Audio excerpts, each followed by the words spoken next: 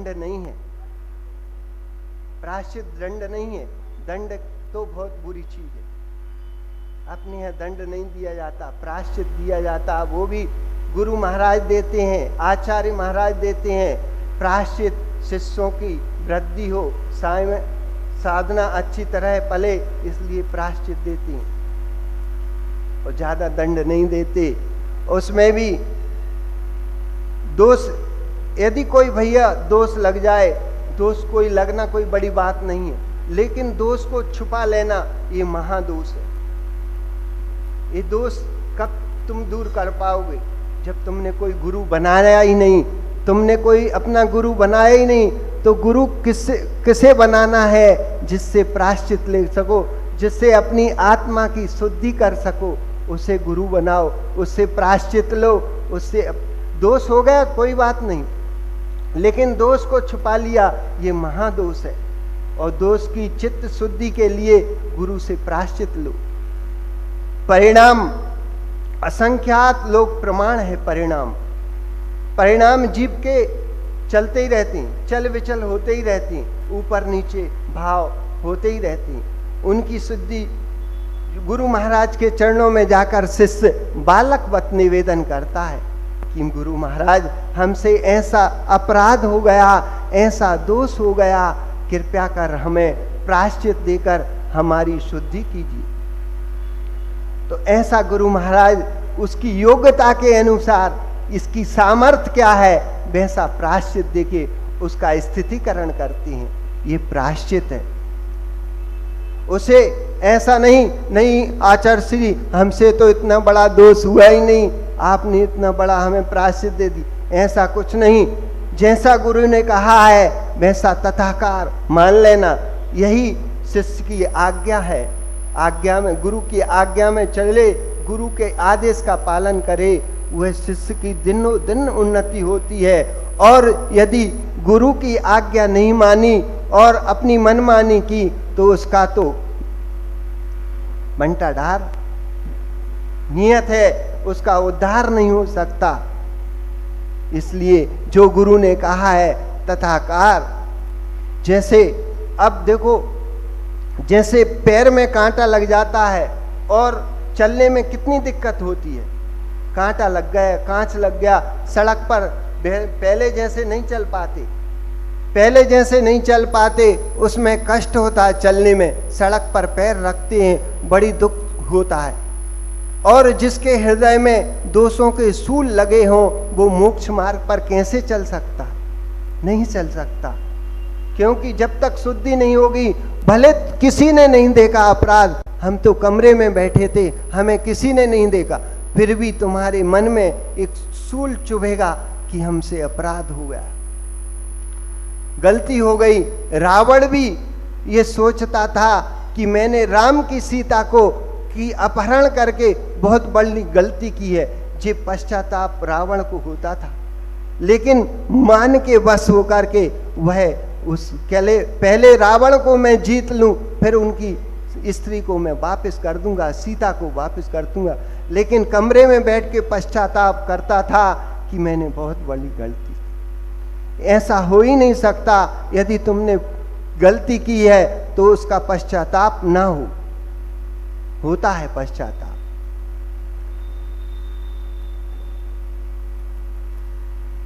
जीवन में गुरु से रहित होकर कभी एक मिनट भी रहित नहीं होना।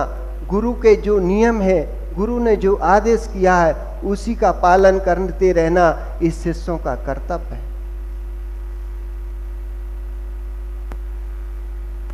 जिसने कुगति का बंद कर लिया है, देखो व्रतों को धारण कौन करेगा?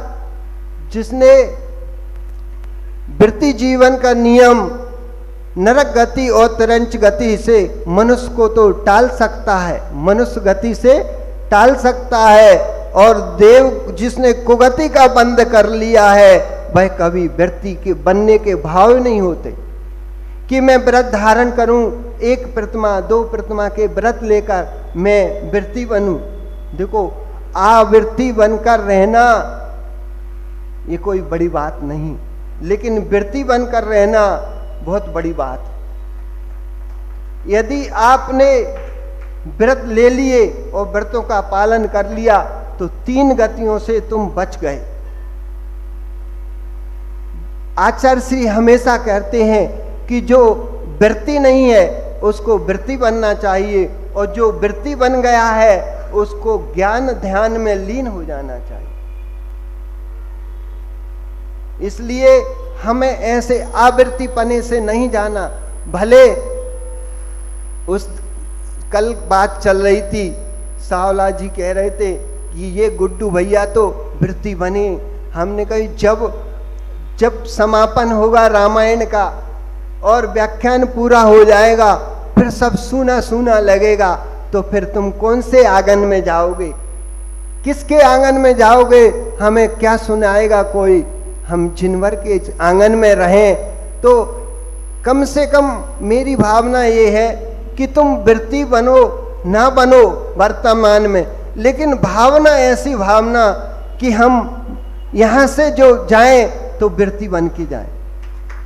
हमारा मरण हो तो पंडित मरण हो, हमारा मरण ऐसे नहीं कि घर में और 4 दीवालियों के अंदर चारपाई पे पड़े पड़े मरण हो जाए।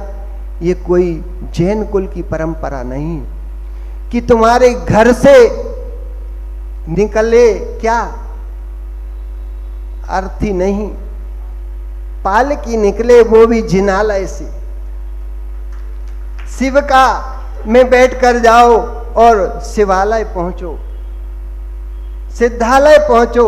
ऐसी हमारी भावना है कि सबकी अर्थी नहीं, अर्थी तो बहुत बड़ी बेकार चीज है जो बांध करके ले जाते हैं, कस करके ले जाते हैं। शिवका में बैठ के जाओ और सिद्धालय जाओ, ऐसी भावना से।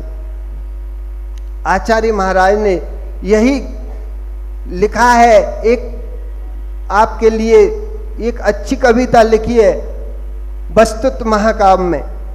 बीज कोठे में सुरक्षित रखता है कृषक, बीज कोठे में सुरक्षित रखता है कृषक, आगामी फसल के लिए लगने नहीं देता कीड़ा, बीजों को रखता है औषधि के बीच में।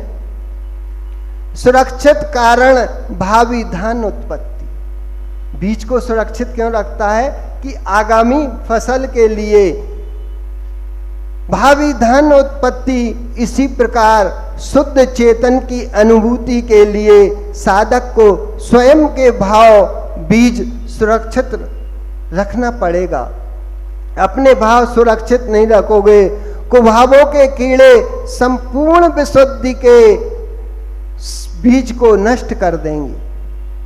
कुभावों के कीड़े संपूर्ण विशुद्धि को नष्ट कर देंगे और कुभावों के गुण से आत्मधान की फसल नष्ट हो जाएगी।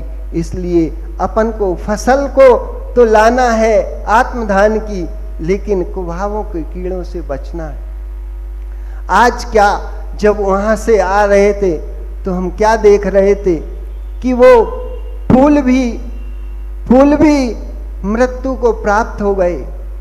वो फूल भी मृत्यु को प्राप्त हो गए जो किसी प्रभु के चरणों में चढ़ते, किसी की गले की माला बनते और किसी के अर्थी पर चढ़ते, वो आज खुद अर्थी को प्राप्त हो गए। जो हमारे साथ थे वो देख रहे होंगे कि वो फूल कुल अर्थी को प्राप्त हो गए, वो नहीं चढ़ पाए। ऐसे ही हमारी दशा उन फूलों की तुषार तुम थे, वो फूलों की तरह ना हो कि हम दूसरों के लिए तो करते रहे, खुद के लिए कुछ नहीं कर पाए।